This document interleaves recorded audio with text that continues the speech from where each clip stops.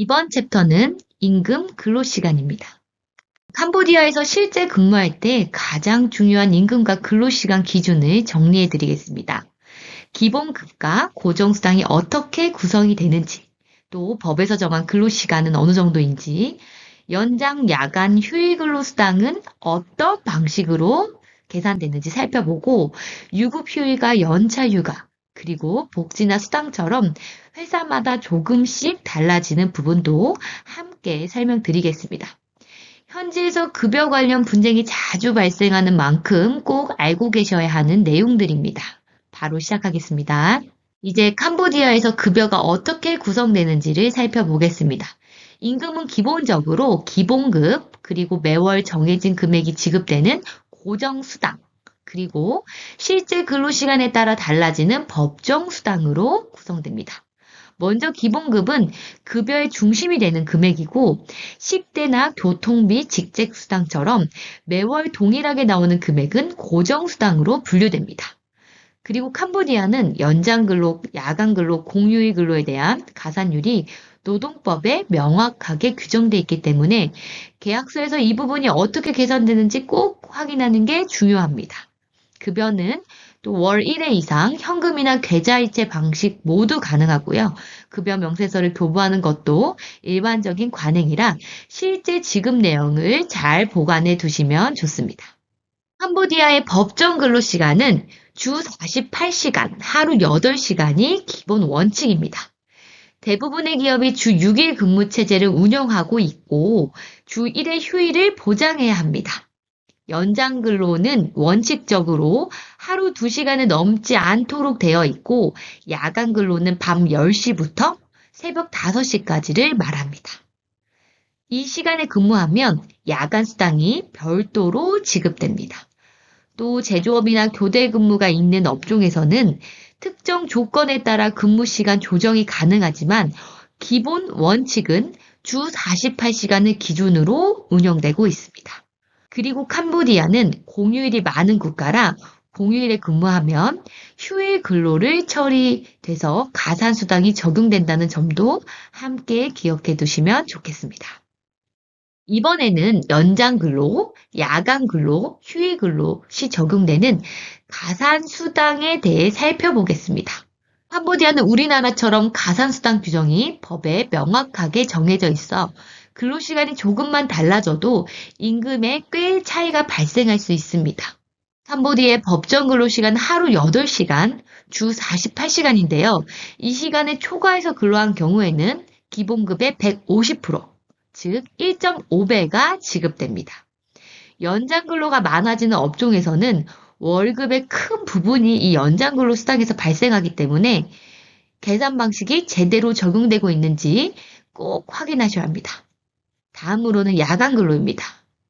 캄보디아 노동법은 밤 10시부터 새벽 5시까지로 정하고 있어서 이 시간에 근무하면 기본 임금의 130%가 지급됩니다. 우리나라랑 다르죠. 특히 공장이나 서비스업처럼 야간 교대가 많은 업종은 이 야간 근로수당이 실제 급여 구성에서 차지하는 비중이 꽤 큽니다. 마지막으로 휴일 근로입니다. 캄보디아는 여러 차례 말씀드렸듯이 공휴일이 많은 나라이고 주휴일에 근무하는 경우도 종종 발생하기 때문에 휴일 근로수당 규정이 굉장히 중요합니다. 휴일에 근무하면 기본 임금의 200%, 즉 2배가 지급돼야 합니다. 가끔 휴일 근로를 연장 근로로 계산하는 회사들도 있는데 캄보디아에서는 공휴일 근무는 완전히 별도의 개념이라서 반드시 200%가 적용돼야 합니다. 실제 수당 계산은 출퇴근 기록부를 기준으로 이루어지는데요. 내가 실제로 근무한 시간이 어떻게 기록돼 있는지, 그리고 그 기록이 급여 명세서와 정확히 일치하는지 이 두 가지를 꼭 확인해 주시는 게 아주 중요합니다. 나중에 그 임금 분쟁이 생기면 가장 중요한 자료가 바로 이 근무 기록이라는 점을 기억해 두셔야 되겠습니다. 이번에는 캄보디아에서 유급휴일과 연차휴가 제도를 알아보도록 하겠습니다. 이 부분은 한국과 꽤 차이가 있습니다. 때문에 현지에서 실제로 근무하실 때 꼭 알고 계셔야 하는 내용입니다. 먼저 유급휴일입니다. 캄보디아는 공휴일이 많은 나라이고 노동법에서 정한 공휴일이 모두 유급으로 처리됩니다.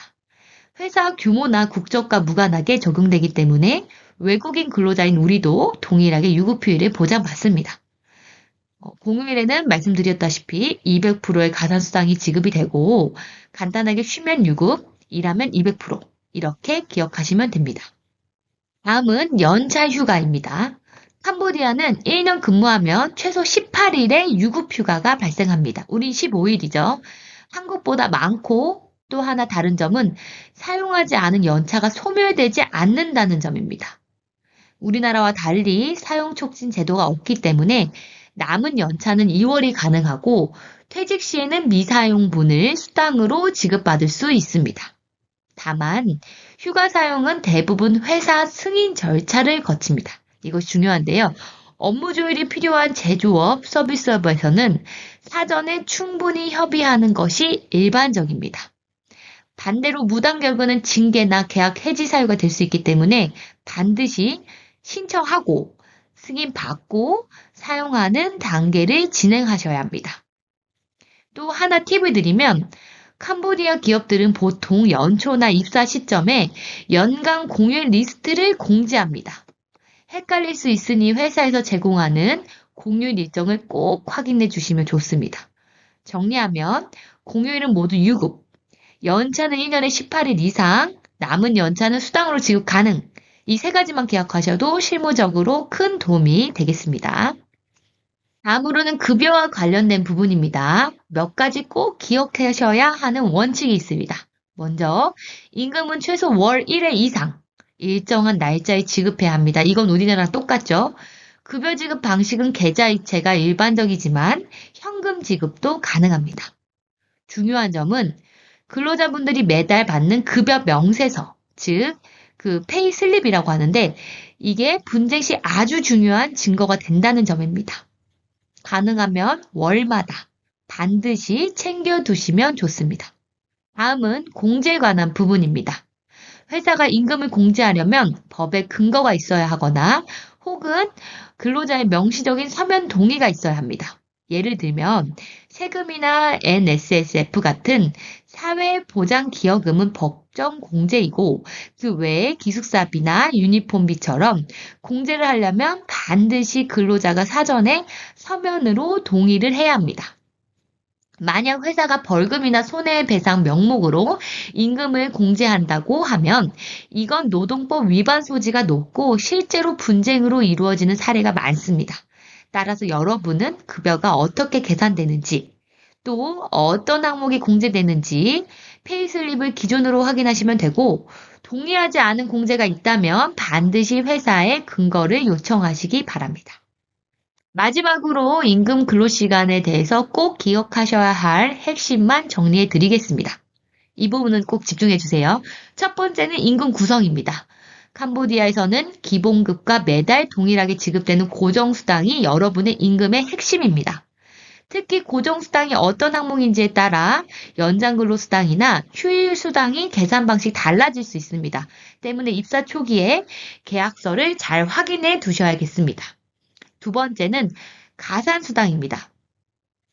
연장근로는 150%, 야간근로는 130%, 휴일근로는 200%, 이 세 가지 비율은 실제 임금 계산에서 가장 많이 사용됩니다.